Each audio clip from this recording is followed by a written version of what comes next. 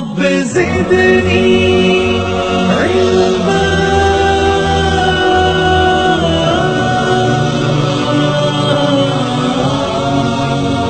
اچھا مفتی صاحب، میرا ایک سوال ہے کہ کیا نشے میں نکاح ہوتا ہے کیا؟ اگر انسان آدمی نشے میں ہے اور نکاح پڑھ لے تو نکاح ہو جائے گا کیا؟ نکاح لڑکا سے ہو رہا ہے کہ لڑکی سے؟ لڑکا اور لڑکی سے نکاح ہو رہا ہے اور لڑکا نشے میں ہے. نہیں وہ نہیں. اصل میں یہ کہلوانا چاہ رہا ہوں کہ نشہ کتنے درجے کا ہے. عام طور سے کیا ہوتا ہے، میں آپ کو ایک مسئلہ بتاؤں کہ پبلک ایک سوال کرتی ہے، نشے کی حالت میں طلاق دے دی نہیں پڑھنی چاہیے. تو ہم اس سے یہ پوچھتے ہیں کہ نشے کی حالت میں روڈ پہ چلتی ہوئی آپا کو طلاق دیا ہے یا نشے کی حالت میں گھر پہ آ کے اپنی بیوی کو طلاق دیا ہے؟